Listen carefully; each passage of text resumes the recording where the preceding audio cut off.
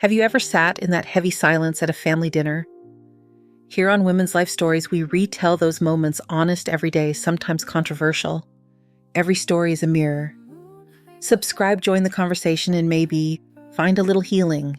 At 6:12 in the evening, the kitchen was warm enough to fog the window over the sink.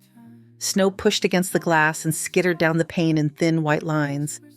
Rosemary and thyme rose from the pot roast like breath from a sleeping animal. Eleanor Quinn lifted the lid and watched the surface tremble. She lowered the flame and turned to the table. 3 crystal goblets stood in a row. A 4th sat apart a half step from the center plate, as if waiting for a late arrival.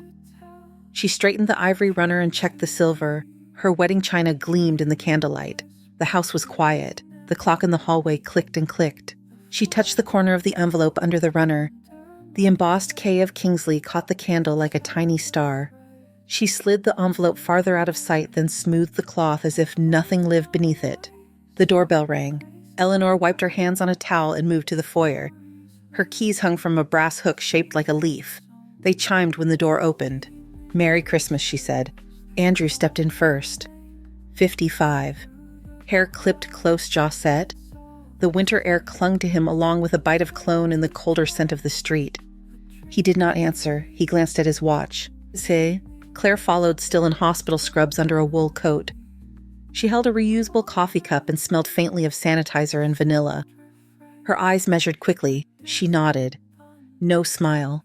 Peter came last, hands in pockets. His scarf was crooked. He looked past her shoulder as if the hallway belonged to a stranger. "You made pot roast," Peter said, voice soft. "Your father loved it," Eleanor said.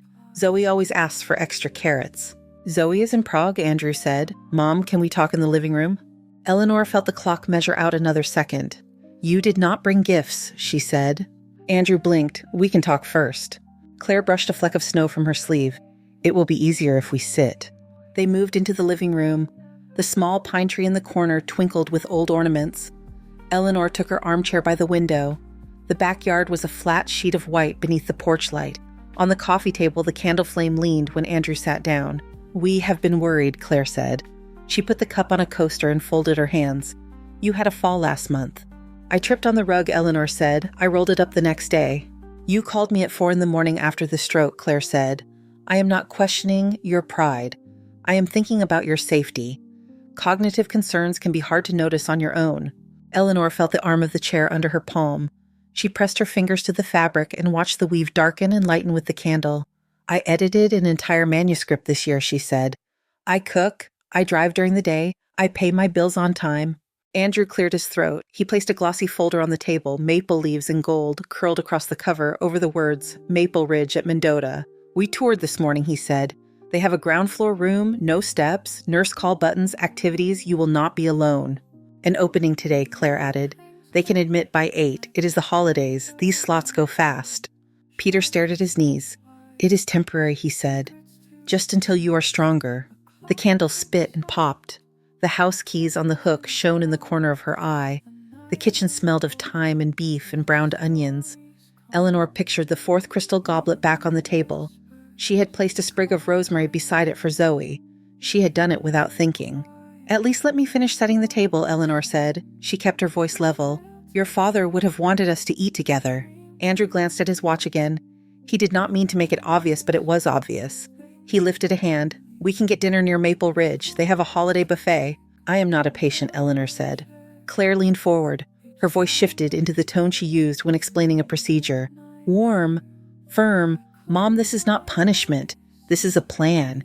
You can keep your independence. The staff will keep an eye on you. You will make friends." Eleanor thought of Zoe's last call, the buzz of a tram in the background, laughter of fireworks slipping up behind the buildings. Eleanor had told her about oranges studded with cloves, how the house once smelled like this every December.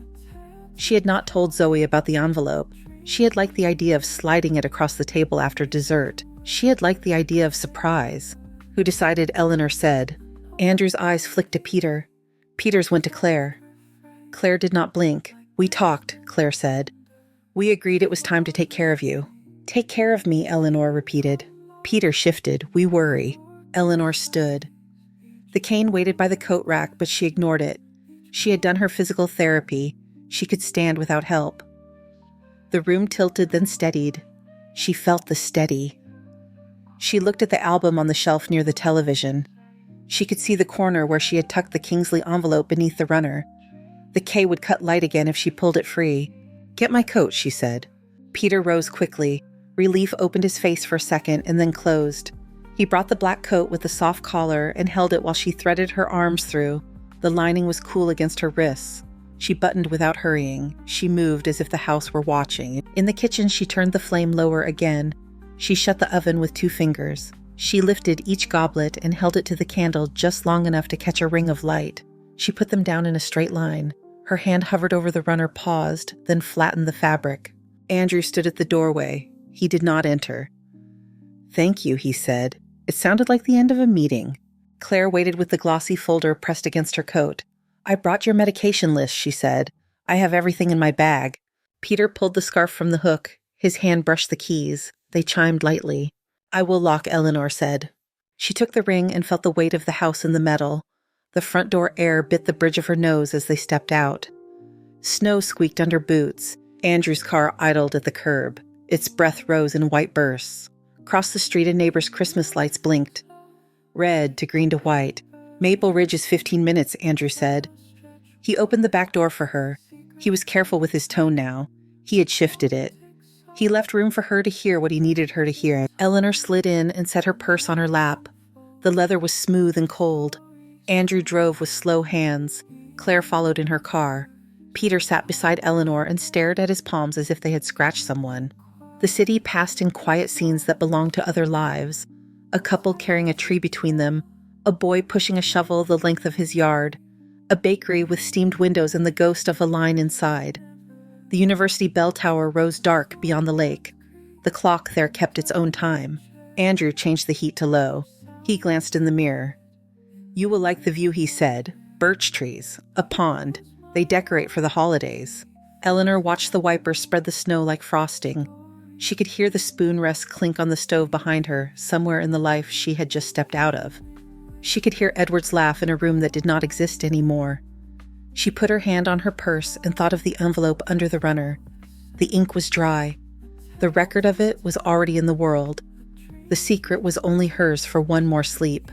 They turned onto Mendota Lane. Lights. A portico with a garland, letters in soft brass. Maple Ridge at Mendota. The car slid to a stop under a roof held up by brick pillars. Inside the house on Birch Street, the pot roast simmered with the lid tilted.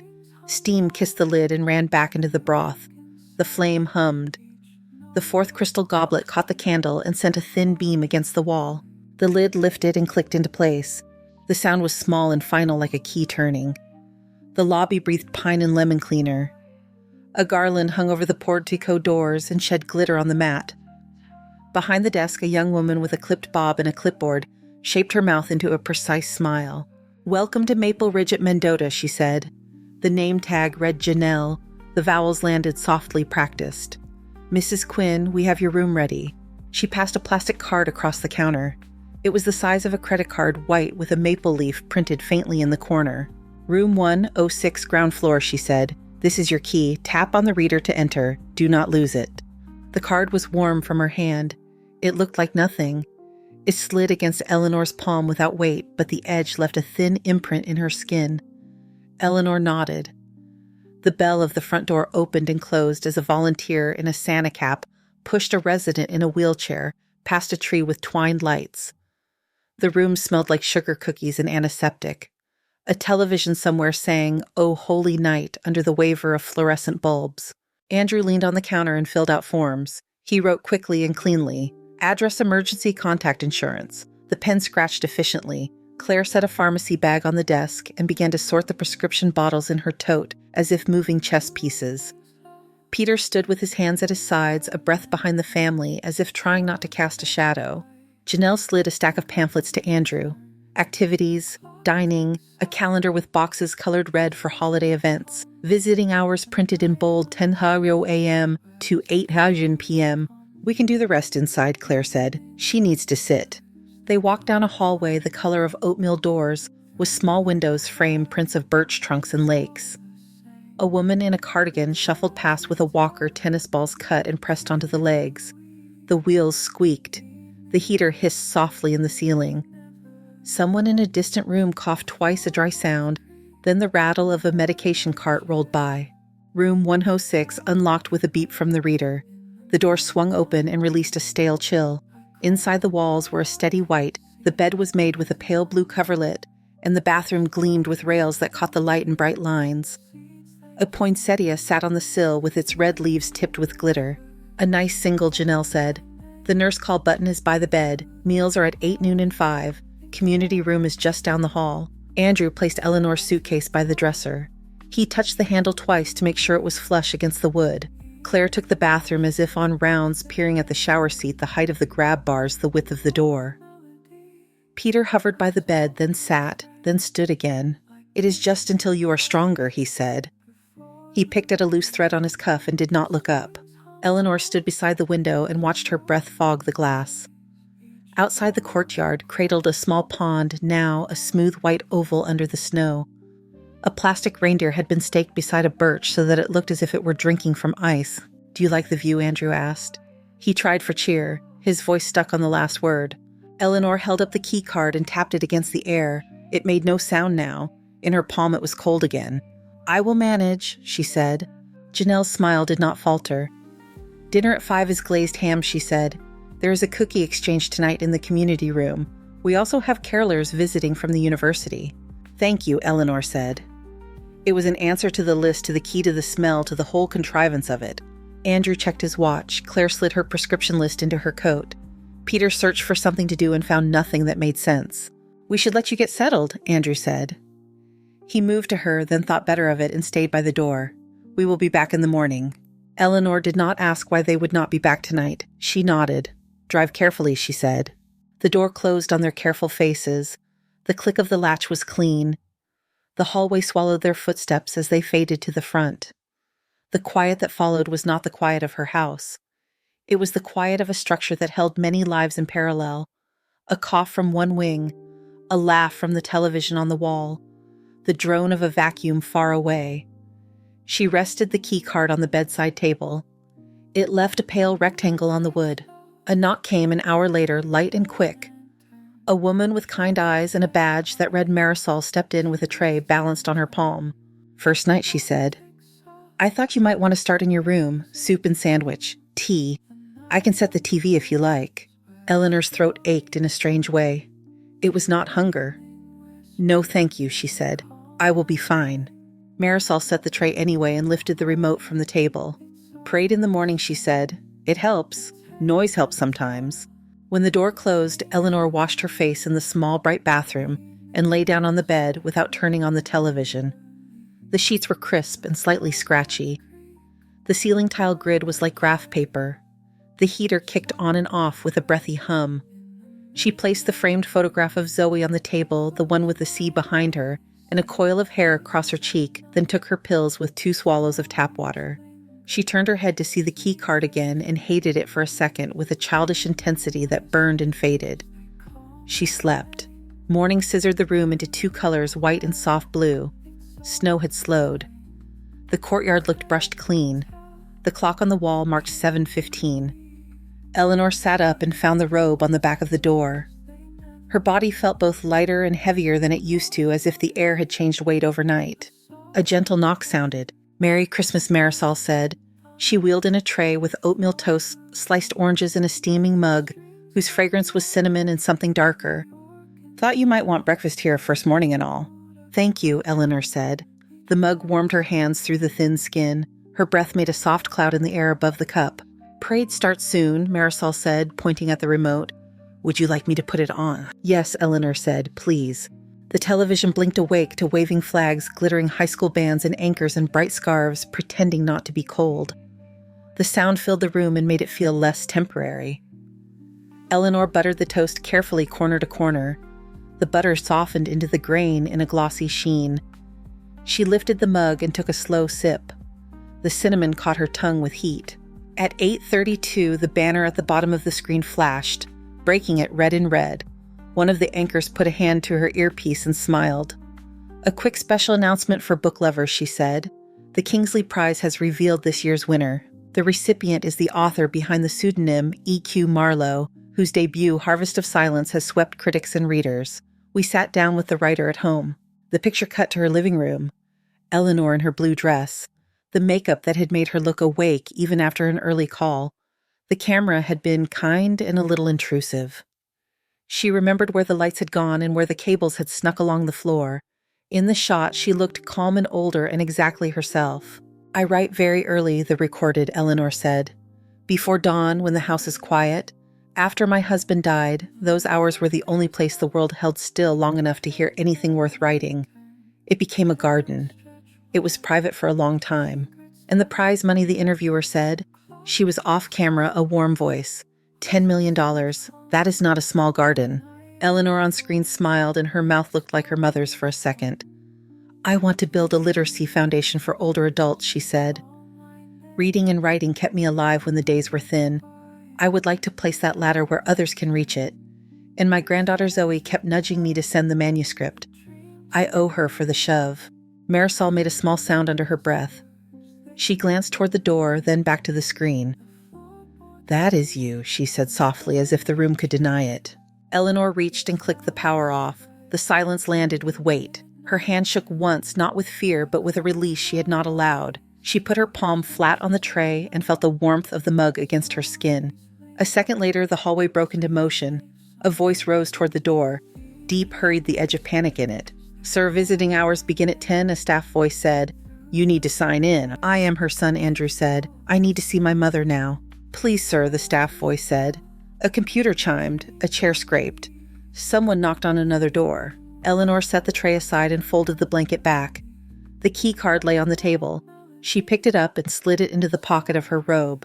She smoothed the robe once and opened the door. Andrew stood there in a coat over pajama pants, hair uncombed, cheeks pink from cold and haste. Claire moved down the hall, also unprepared for company. The belt of her robe dragged through one loop. Peter followed, underdressed, wary. A security guard kept a careful distance, palms open, expression pleasant and immovable. "Mom," Andrew said. He took a breath. "We saw the interview. Why did you not tell us? We should get you home." The guard looked at Eleanor. "Mrs. Quinn," he said, "are you comfortable with visitors now?" Eleanor leaned lightly into the door frame. The wood was cool against her shoulder. The clock on the hallway wall read 8:41. She held the guard's eyes and then Andrew's. "Visiting hours begin at 10, she said. "I will see you then, in the community room." Andrew opened and closed his hand like a man about to argue a point. He saw the guard. He saw his sisters' faces. He swallowed and tried again. "Mom, this is a misunderstanding." 10, Eleanor said. She let the words stay in the air like steam. Peter touched Andrew's sleeve. "We will wait," he said. Claire exhaled and gathered the belt of her robe tighter. She nodded once and then looked at the floor. The guard inclined his head respectful. "We will direct you to the visitors' lounge," he said. Eleanor closed the door. The latch caught with a clean snap. She felt the card in her robe like a thin book. She went back to the chair and sat. Marisol picked up the mug with steady hands and set it down again when she saw Eleanor's expression. "Take your time," Marisol said. "I can come back." Eleanor nodded. "Thank you," she said. Marisol left with quiet steps. The room breathed. The television was black, the mug still warm, the poinsettia red like a stoplight against the window. In the hallway, a tall man walked past at an unhurried pace. He wore a cardigan that fit his shoulders well and wire-rimmed glasses. He carried a paperback with a blue paper band, a pre-publication copy with wide margins for notes. The title on the cover was Harvest of Silence. The letters were bold and familiar. He glanced toward the open sliver of her door as he passed. His eyes lit with recognition that he did not voice. He moved on book balanced in his hand like a gift he had not yet given. At 10, the community room hummed with low voices and the crackle of a movie no one watched. A tree stood near the window with a skirt of white felt and a train of cords that made a soft nest for the plug. Paper snowflakes hung from a line like pale fish. A table near the door held a silver urn of hot cider and a bowl of wrapped mints. The air carried cinnamon and wool and the faint electric smell of lights. Eleanor came with her cane and the key card in her pocket. Marisol walked beside her carrying 2 paper cups. The carpet was patterned with small squares that gathered into larger squares underfoot. "Sit here," Marisol said. She nudged a deep chair toward the tree so the light gilded the side of Eleanor's face. "I will be right there if you need me." Eleanor nodded and set one paper cup on the side table. The surface was scratched in a neat fleet of lines. Across the room, Andrew sat with his hands laced, elbows on his knees, head down as if in a pew. Claire perched beside him, coat pulled over her robe hair, caught back. Peter stood behind them with his shoulders pressed to the wall. A security guard hovered without hovering near the doorway. His name tag read Curtis. His eyes were kind and steady. When Andrew saw her, he stood quickly and crossed the room. The smell of cold came with him, along with the detergent scent of a sweatshirt worn straight from a drawer. He bent to kiss her cheek and then seemed to think better of it, so the kiss became a small bow. "Mom," he said, "we should talk." "We are," Eleanor said. Claire came slower. She carried a white paper bag from the hospital gift shop that looked a little crushed. There were snowmen printed on it in blue ink. Peter trailed them both. "We made a mistake," Claire said. She spoke gently with the voice she used on families in the hallway outside rooms with curtains drawn. "We were worried and we acted fast. We want to take you home." Eleanor wrapped her hands around the warm paper cup and looked at the cider film catch the light. "Yesterday, this place was ideal," she said. "Ground floor, rails, activities. You were proud of the calendar." Andrew's mouth twitched. "We did not have all the information." Eleanor lifted her eyes to his. The tree lights blinked once in the reflection of his pupils. "My health did not change between last night and this morning." He nodded once. A flush rose along his jaw. "That is true." Peter cleared his throat. "We are sorry," he said. The words came out small, honest, a little surprised to be in the air. A voice sounded at Eleanor's shoulder. "Excuse me," it said. "Forgive the interruption. Are you Eleanor Quinn?" "The Eleanor Quinn." She turned. The man from the hall stood lightly on his feet, as if he knew how to shift weight to avoid joints that had other opinions. His cardigan was a dark blue that made his hair look more silver. The wire rims on his glasses were thin and clean. In his hand, he held the book with the blue paper band. "I am Calvin Pierce," he said. "I was at Farron and Lowe for a very long time. I saw your interview. I requested an advance copy when the shortlist was announced. Your book is extraordinary." Andrew's expression fixed. He smiled, but it did not hold in his eyes. Claire's face softened despite itself. Peter blinked at the book as if the object had been conjured. Eleanor felt a warmth rise that was not cider or the tree lights. "Thank you," she said. "The chapter at the picket line," Calvin said. He touched the edge of the paperback with a fingertip. "You managed to make the crowd feel like a single living creature and still keep each person a soul. That is rare." Andrew took a half step forward. "Mr. Pierce," he said. He held out a hand. "I am Andrew Quinn, Eleanor's son. We were just about to take her home." Calvin shook his hand with polite attention. "How fortunate," he said, "for your home." He turned back to Eleanor. "We have a book club that is less dreary than one might fear," he said. "Would you consider leading a discussion once copies are in hands? I suspect there are several professors hiding in these rooms." A smile tugged at the corner of Eleanor's mouth.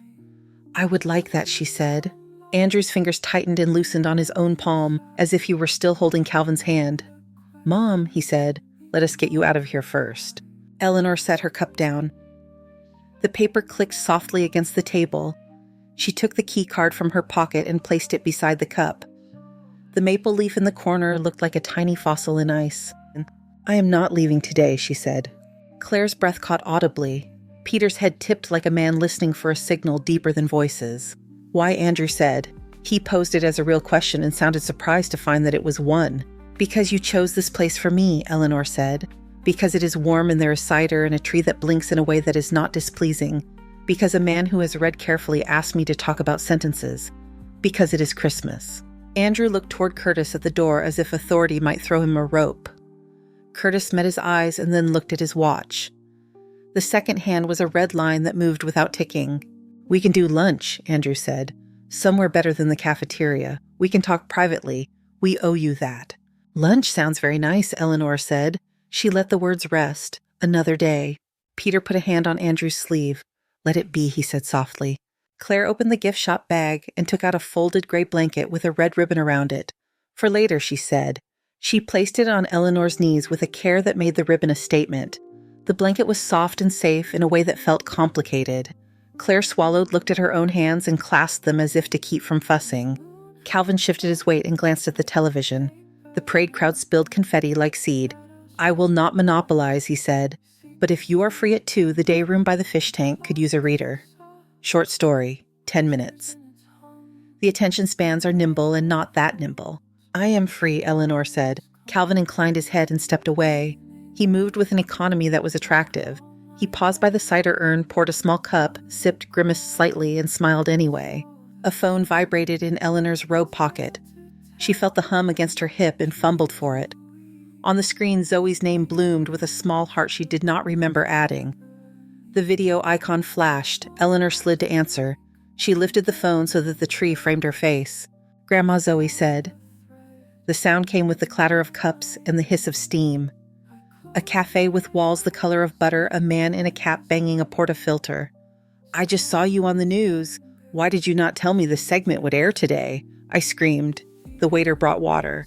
Eleanor laughed and felt it release something tight in her chest. "I wanted to surprise you," she said. "How is Prague?" Zoe leaned closer to the camera. Her smile brightened the rectangle, cold and perfect. "Tell me where you are. That wall is not your wall." Before Eleanor could answer, a voice came over the community room speaker. "Medication distribution will begin in 15 minutes. Please return to the dining hall if you received lunchtime medications." The words were clear and neutral. Zoe's face changed. "Where are you?" she said. The noise of the cafe fell away as if her attention had made it. "I am at Maple Ridge," Eleanor said, "a retirement community." Zoe stared. "When did that happen?" "Last night," Eleanor said. "Your father and aunt and uncle thought it best." Zoe's eyes went sharp. "Put Dad on the phone." "He is here," Eleanor said. She lowered the phone so it caught Andrew's profile. He looked younger on the screen in a way that did not flatter him. Zoe's voice rose even through the tin speaker. "You moved her on Christmas Eve," she said. "Are you out of your mind?" People nearby turned their heads with the slow curiosity of those who live in public. Andrew stepped toward the window and spoke in a tone meant to manage. "Zoe, let us not do this over video." "We are doing it now," Zoe said. She took a breath, then another. She dragged a hand through her hair, and the coil fell over her cheek, like the picture on Eleanor's table. "Grandma, I'm changing my flight." "No," Eleanor said. She put her voice into the single word so it could hold. "You will finish your trip. Call me every day. I will answer." Zoe looked at her for a long second. The cafe sound crept back into the womb of the call. She nodded once. "Every day," she said. Her mouth tucked into a line that meant she did not like it and would do it anyway. "I love you." "I know," Eleanor said. "I feel it." They ended the call. The screen went black and showed Eleanor's face for a moment ghosted in the glass with the tree behind it. She put the phone on the table beside the key card. The two rectangles lay there like a pair of tickets to different places. From the doorway came a soft cough. Calvin stood just inside, cup in hand, watching the snow through the window as if he had been looking there the whole time. He turned. 2:00, he said. "By the fish." "I will be there," Eleanor said. Curtis checked the clock again. Visiting hours ended 8, he said to no one in particular, in the tone of a man who believed in schedules. Andrew pressed his lips together and nodded at him as if the rule were a personal favor. "Tomorrow, then," Andrew said to Eleanor. "Lunch." "We will see," Eleanor said. Claire squeezed Eleanor's shoulder, a brief compression that felt like a sentence without subject or verb. Peter picked up the ribbon from the blanket and smoothed it flat. The three of them moved away as a group that did not want to look like one. Marisol returned and placed a small plate of cookies beside the cider. She did not ask how it had gone. She adjusted the angle of the plate so the chocolate chips faced forward. Eleanor lifted the cup. The paper had softened where her fingers had warmed it. She sipped. The cider was too sweet, and she let it be. She looked at the key card and then at the schedule posted on the corkboard. Bingo at 1, carolers at 3, movie at 6. She slid the card a finger's width so it lined up with the edge of the table and made a neat right angle. Outside, a plow scraped the parking lot. The snow rolled in short waves against the curb.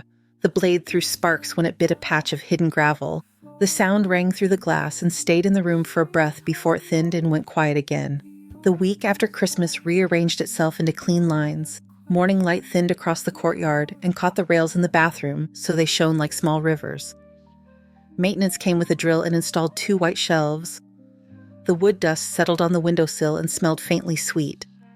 Marisol brought a plant in a clay pot that did not match the poinsettia and placed it under the frame of Zoe's photograph.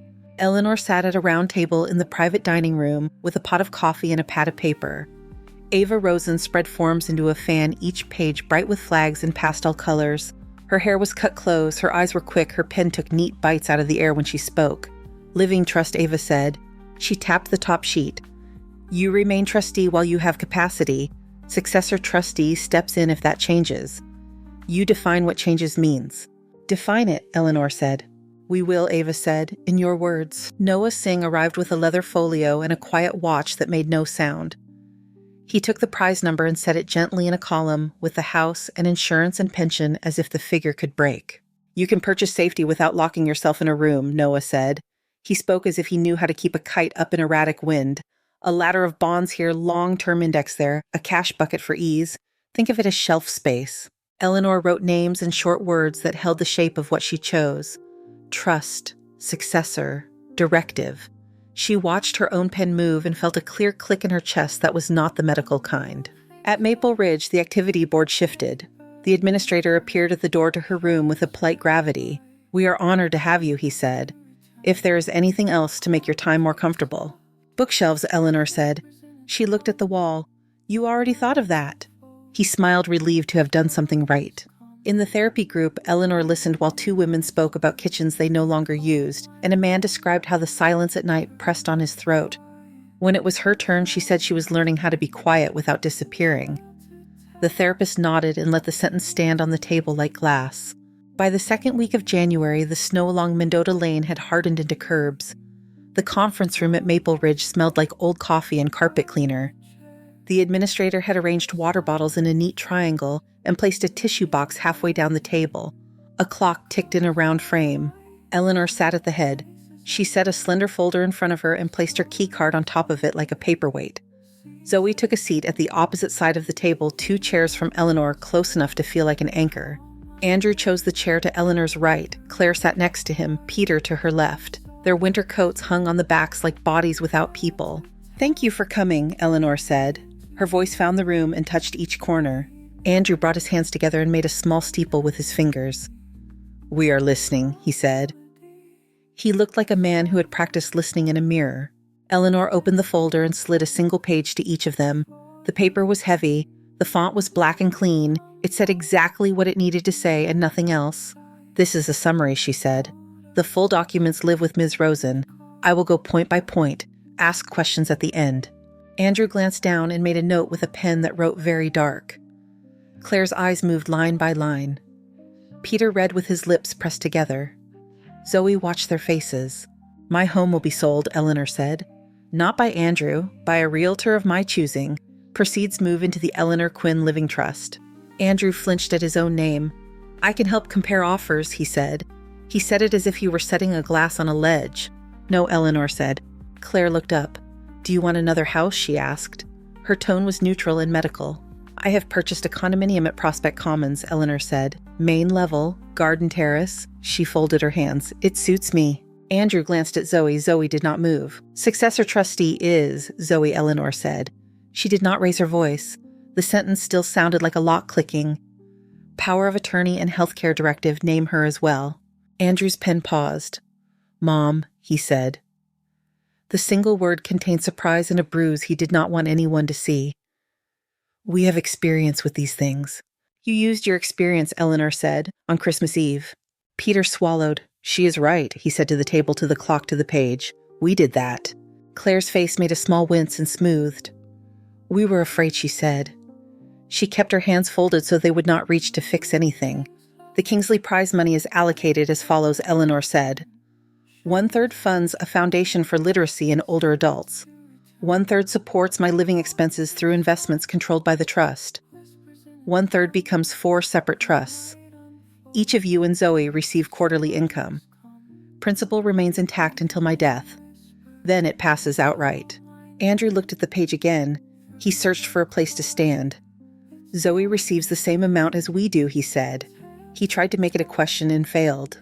Yes, Eleanor said, she does. Zoe looked at her grandmother and kept her eyes there. Andrew drew a line on his paper that meant nothing and then set his pen down. Conditions, he said. The trusts include provisions for misconduct, Eleanor said. Ms. Rosen has drafted details. Claire's mouth opened and closed once. Not necessary, she said, and immediately understood that this was not hers to decide. Eleanor slid 3 smaller sheets across the table. Each had a heading. Board Medical Outreach University Partnerships. These are invitations, Eleanor said. Not penalties. Andrew serve on the board of the foundation. Real oversight, not window dressing. Claire, connect the foundation with your hospital's community program. Peter helped design workshops and scholarships. You know how to talk to students. I am building a thing. I expect you to lift. Andrew lifted the board page and looked at it as if it might leave ink on his fingers. Claire's face softened into the part of herself that came alive in program meetings. Peter's shoulders lowered a fraction. I recommend a quarterly meeting, Zoe said. Her voice was calm and useful. Minutes, actions. We can house it at the campus center. Andrew coughed and caught it in his fist. I am willing, he said. He meant it enough that the words moved like a hinge.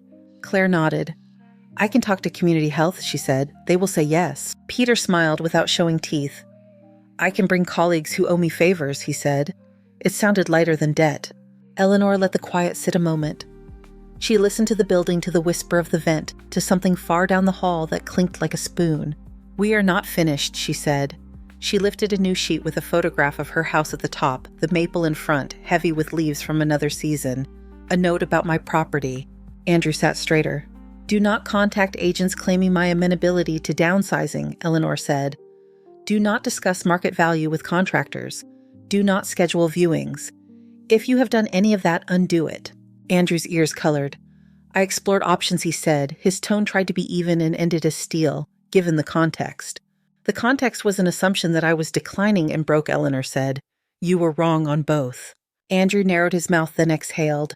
He looked at Zoe. Zoe looked back and did not blink.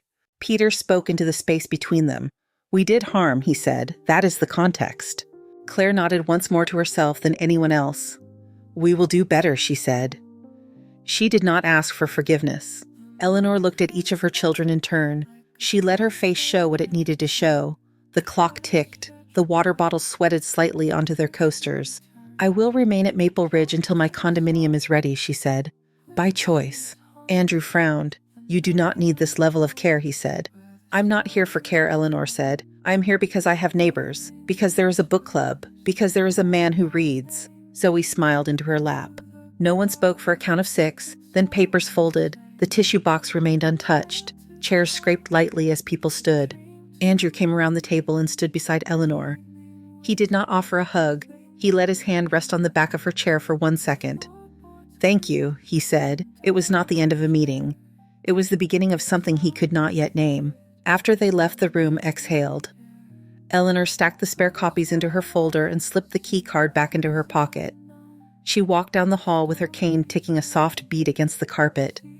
The scent of coffee rose from somewhere. The window at the end of the corridor framed a square of sky the color of old china. That evening, the administrator unlocked the small private dining room and placed 2 plates under warmers. The room was plain and grateful for company. A small arrangement of pine sat in a glass jar at the center of the table. Calvin arrived on time with a paperback tucked in his jacket pocket and a bottle of non-alcoholic cider in a paper bag. He set the bottle down and took in the room with a quick glance that made everything feel chosen. Congratulations, he said, on a very good sentence. Which one? Eleanor asked. The one that ended a meeting, Calvin said. By choice. They ate turkey with cranberry and a potato that forgave the kitchen. They drank cider that tasted like apples with sugar and something faintly medicinal. They talked about a poet who had written new work in old forms and an editor who had made a famous cut. You have a condo, Calvin said later when the plates were pushed aside and the room had gathered their voices into a soft bowl. Prospect Commons. I took the liberty of looking. There is a unit adjacent to yours. It is available. Eleanor felt the skin along her forearms rise. She placed her hands flat on the table. The wood was smooth and cool. She lifted her eyes. Do not do this if it is sympathy, she said. I do not require a shepherd. Calvin tilted his head. His smile did not move quickly. I would like to live near a voice that makes me wish for longer mornings, he said. I am selfish in that way. The room kept the words for a moment the way rooms do when something true enters and finds air. The pine in the jar gave off a small breath of sap. Somewhere in the building, a clock chimed the hour and missed a beat, then found it. Eleanor reached for her glass. The circle of liquid caught the light and trembled. She touched the rim with her fingertip and felt it sing under her skin. By late afternoon, the windows at Prospect Commons turned the campus into a painting. Snow lay in gentle seams along the stone paths. The bell tower lifted against a pearl sky. Inside, the tree filled the corner with quiet light. The ornaments were a mix of old glass and new wood saints beside paper cranes, a row of tin stars Zoe had found at a weekend market. The crystal goblet stood ready on a table stretched with both leaves. Citrus curled in a bowl. Orange peel and clove warmed the room. A faint thread of jazz came from the turntable, the soft drag of a needle settling into a groove. In the kitchen, Eleanor checked the serving platters. The catered turkey rested under a shine. The roasted vegetables gleamed with oil. She smoothed the linen and straightened a fork that had slipped. On the bookshelf behind her, the special edition of Harvest of Silence leaned against a small frame flyer for the Foundation's spring series. The flyer read, "Second chapter's first pages." Calvin appeared from the doorway with 2 mugs. Steam rose in pale banners. "Nutmeg," he said. "Not too much." Eleanor took a mug and breathed in the heat. His apartment through the connecting door smelled faintly of cedar and books. A narrow rug ran between them like a bridge. He wore a soft blue sweater that made his eyes look shockingly young when he laughed. "Zoe texted," he said. "They are on time." Eleanor placed 3 candles down the length of the table and struck a match. The flame made a small bloom as each wick caught. On the entry table, a ceramic dish held 3 keys, hers, Calvin's and Zoe's, the metal catching each candle as a dot of sun. The bell rang at 5. Zoe stepped in with a rush of cold and color. Michael followed with a stack of wrap packages that chimed softly. Zoe dropped her scarf and hugged Eleanor until Eleanor had to laugh and let go. "Smells like a bakery," Zoe said. She pressed her cold nose to Eleanor's cheek, then turned to Calvin with the easy affection of a granddaughter who had acquired an unexpected ally. "Hi, Calvin." "Hi, Zoe," he said. "Rescue me from the vegetables later. I will burn the carrots if left alone." They slid gifts under the tree, careful not to rearrange the lower ornaments that liked their current view. A knock followed quickly, then the shuffle of boots on the mat. Peter and Laura came with a pie that breathed cinnamon through its slits. Peter looked around the room with open approval. "You did this," he said. Eleanor nodded. "With help." She glanced toward the open door to Calvin's. He raised his mug. Andrew and Cynthia arrived with a bottle in a bag and a measured warmth that did not strain. He hugged Eleanor in a brief embrace that found the right pressure. His coat went on the rack without command. He noticed the Foundation flyer and smiled in a way that looked like work becoming pleasure. Claire and Thomas came, last wind, pinching Claire's cheeks, apology on her mouth. Gratitude that landed with a hand squeeze. They gathered in the living room while the turkey settled. Conversation began with weather and work, and the campus lights moved to a story about a patient who had sung carols before surgery, slid into a brief report on the Foundation's pilot at the senior center on the east side. Andrew described a donor breakfast where he had spoken without notes. Claire outlined a collaboration with community health that would take writing sessions into clinics. Peter mentioned a professor who wanted to assign Harvest of Silence in the spring and looked at Eleanor out of the corner of his eye as if asking permission to be proud. When they sat, the table felt balanced. Zoe filled water glasses. The crystal brightened each hand. Calvin lifted his and waited. The tree glowed. The bell tower, small through the glass, kept time. 2 unexpected turns, Eleanor said. Her voice was steady. "To the people at this table." They drank. The sound the crystal made in the room was fine and clean. Plates passed, forks lifted. The roasted carrots did not burn. Laughter found a lane and moved easily. After dinner, they cleared to the sideboard and returned with coffee. Zoe stood and brought out 2 wrapped objects with the hesitance of someone who knows timing matters. "Pre-gifts," she said to Eleanor and Michael, "before the exchange gets chaotic." Eleanor opened hers to find the special edition of her novel. The jacket was a deep green with lettering that shone like old brass. Inside, her own hand had written a paragraph in ink that did not blot. To Zoe, who bent the light the right way, "You were the shove." Love. EQ. Zoe put a hand over her mouth and then laughed at herself and stepped in for another hug. The doorbell rang while they were still entangling bows. A courier in a black jacket stood in the hall with a square box small and heavy in the way that means something. He asked for Eleanor by name, had her sign, and left a wake of cold air. The paper was thick and pale. The ribbon had been tied in a clean bow, inside a velvet case. Within the velvet, a silver pen that held the light like water. On the barrel, an engraving. To EQ, keep writing. At the bottom of the box, a card, the handwriting rounded and sure, from one writer to another, with admiration. Maya Brooks. Calvin whistled under his breath. Andrew leaned back, then forward, then back again. Claire smiled without moving her lips. Peter reached to touch the velvet and thought better of it. Zoe looked at her grandmother and shook her head, not in disbelief, but in the soft joy that belongs in the chest. Eleanor lifted the pen. It felt cool and alive. The nib found the air and drew nothing. She set it gently beside her plate and felt the urge to tap it to the rim of her glass. She did not yet. Presents went around the circle then. Sensible things and a few not at all sensible. A scarf that felt like cloud, a book of poems that smelled faintly of dust and glue, a set of kitchen towels Zoe had embroidered with tiny maples that would be used and bleached and used again. The gift shop bag from last year did not appear. No one spoke of last year. The room did not need it to be spoken to hold it. Later, in a soft drift of evening, they gathered in front of the tree for a photograph. Michael set the phone on a tripod and checked the frame. Calvin stood at Eleanor's side. Zoe took the center with an arm through each of theirs. The others arranged themselves until it looked like a thing that could stand. Michael counted down from 3. The flash brightened the room and caught in the crystal. For a second, the air had the fine taste of metal and light. When the picture was done, the group did not immediately break. They stayed in the shape of family and then released into smaller constellations. The talk thinned into pockets. Zoe picked up the key dish and moved it an inch so it sat precisely between lamp and frame. Andrew rolled the foundation flyer and then unrolled it. Claire refolded a linen napkin until the edges matched. Peter cut pie and ate standing up a fork held awkwardly because his hands wanted work.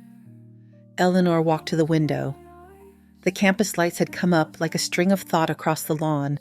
A student in a red hat hurried under a street lamp and vanished into the dark. In the glass, she could see the room behind her, the tree, the table, the people at rest. She could see her own face, not the one from television, but close enough. She turned back to the table and picked up the silver pen. She crossed to the shelf and opened a notebook. The paper had a tooth she liked. The pen moved cleanly and left a line that shone for a second and then settled. She wrote a sentence that began with a door and ended with a key. She did not read it aloud.